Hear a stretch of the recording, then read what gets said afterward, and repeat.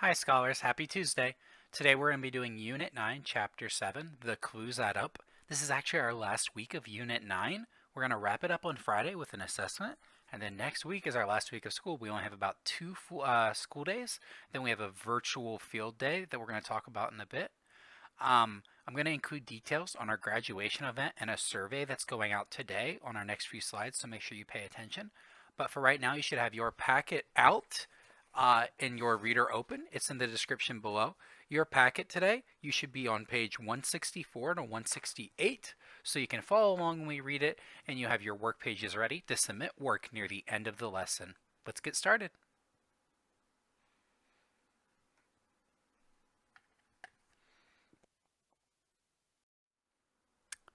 So this week in review, today we have our Unit 9, Chapter 7, and our graduation survey. Some of this may sound familiar when we talk about our graduation survey. If you've watched Miss Yosef's commencement video last week informing a lot of scholars about it, I'm going to touch on some of these again. Tomorrow, on Wednesday, it will be Chapter 8. Thursday is Chapter 9. And then Friday is our Unit 9 assessment on Edulastic. Next week is our final week. On Monday and Tuesday, I split up our end of the year assessment into a Part 1 and a Part 2 on Edulastic. And then that Wednesday, we have our virtual field day.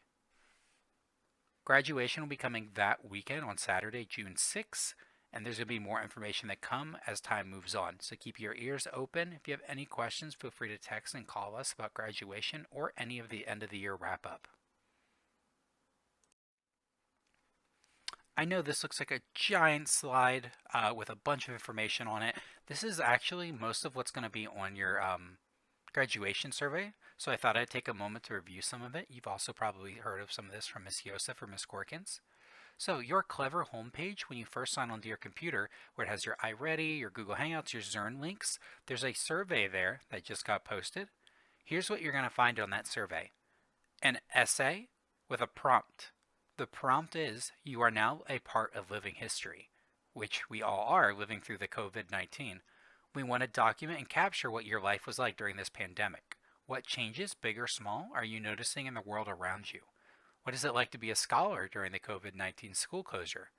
How did you prep help to prepare you for this moment? And what are you hopeful for? This doesn't have to be a 5-paragraph race response. I'm not looking for a 3-page essay. This can be a paragraph or two, but I want you to think of how your life has changed and what you've noticed. What are you hopeful for in the future? Just think positively. Next, it's going to ask you, what are the three times that work for your family to do a drive-through commencement ceremony on Saturday? So on the essay, it's going to have a bunch of times for you to pick from. It's also in the letter that got sent home.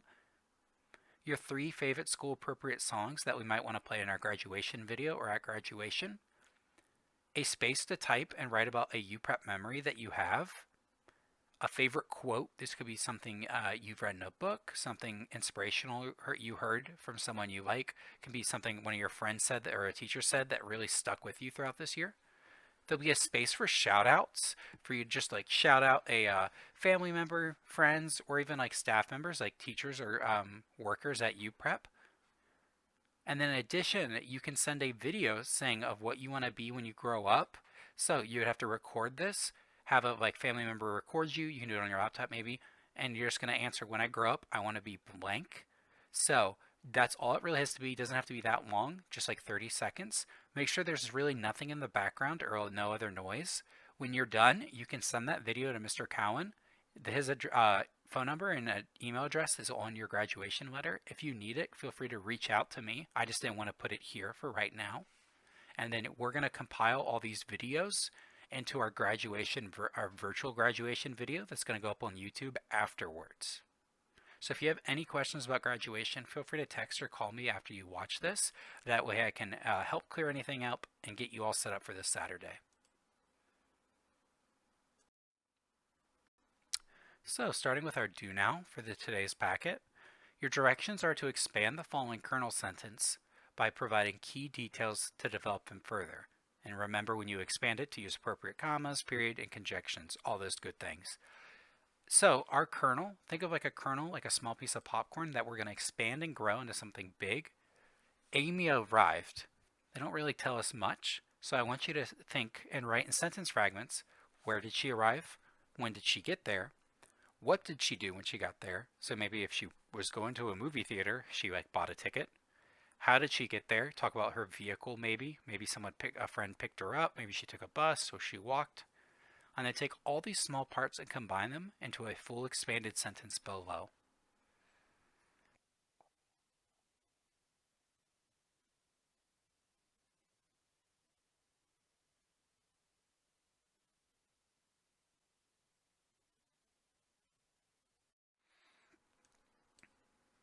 Our daily objective for Chapter 7: I can, I can apply my understanding of chemical changes to write written claims for each character's profile. So we're going to take our understanding of chemical changes to write claims about each of our characters in our story. Some vocab we're going to see: boundaries, repeating it back, boundaries, the limit of an area. You probably have personal boundaries, the limit at which you want someone to get to. You don't want someone up in your face. You might have boundaries with your siblings, what rooms or part of your room they're allowed to come into, like those invisible lines.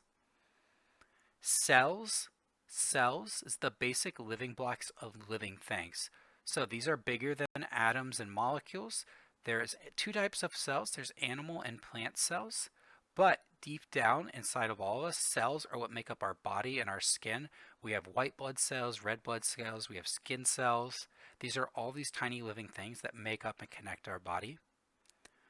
Tarnishing, repeating it back, tarnishing. It's a process by which some metals become dull. So, a lot of metals, like a new golden ring, is probably really sparkly and shiny. Over time, because it might get dirty or people might not take care of it, it might get tarnished, and that ring might not shine as much. It might look duller or like less bright. You can actually polish it and clean it so it actually regains some of that luster and that brightness. A hunch is a noun. A hunch. It's a guess based on feelings, not facts. It's like your instinct or your intuition. It's when you have a feeling in your stomach about what's right and what's wrong. So we have word work. Finish the sentence using our new vocab. He had a hunch that. He had a hunch that. Maybe what did he have a hunch about what would happen? And cells cannot reproduce if. Cells cannot reproduce if. So cells are living things. What does a living thing need to survive and continue living? Think about a plant or a human being. Cells are living things too. So what do we need that maybe a cell might need?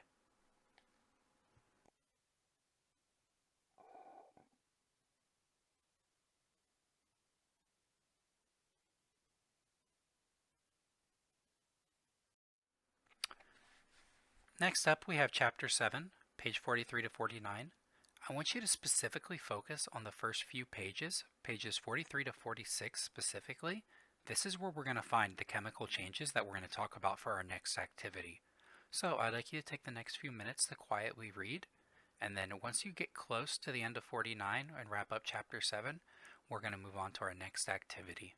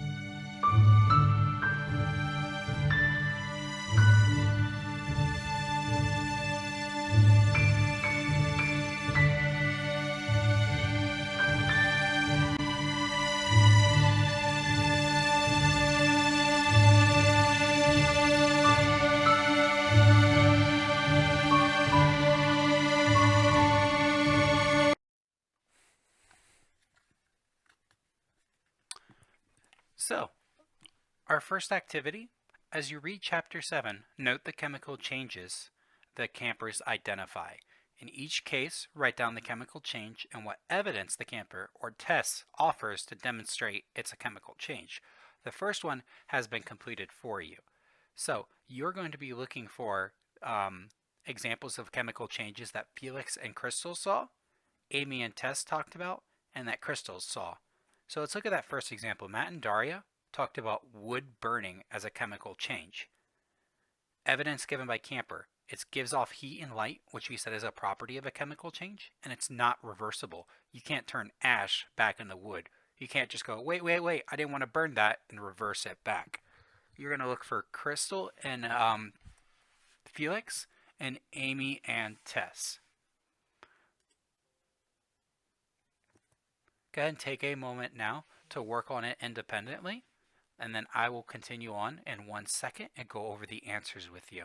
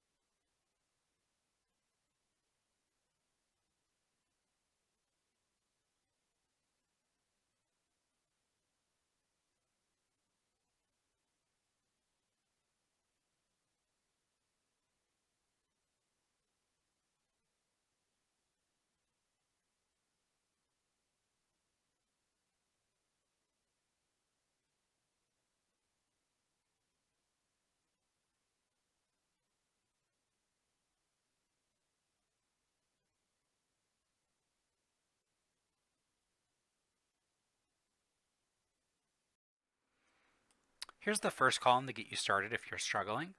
So, Felix and Crystal say a chemical change is toasting marshmallows.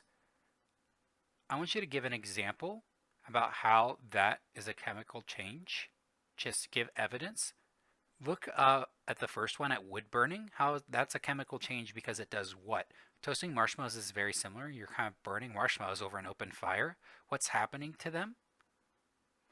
Amy and Tess say that digesting food, like when you eat food and it digests in your stomach, is a chemical change. What is evidence of that? What property of a chemical change is that showing? And lastly, Crystal says ring tarnishing. When you're cleaning a ring, how is that a chemical change? So again, look at our list of examples from the other day. Go back to our flow chart and then find how that is evidence or what part or property of chemical change supports this specific one.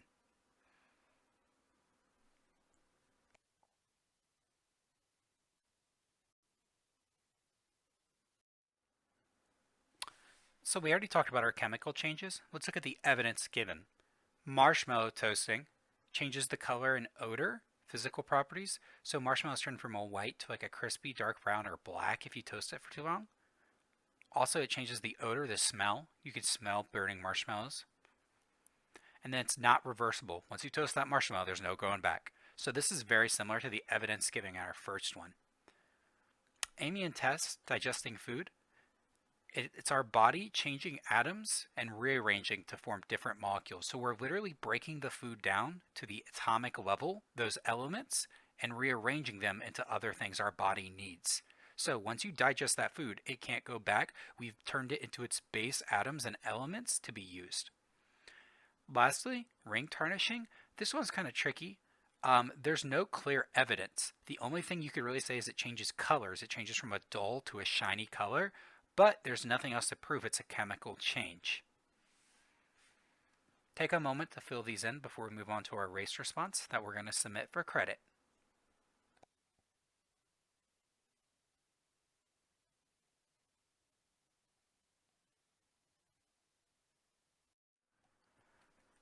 Lastly for today, scholars treat the following question just like you would a race response. Restate each part of the question, answer each part of the question it poses, and provide a quote.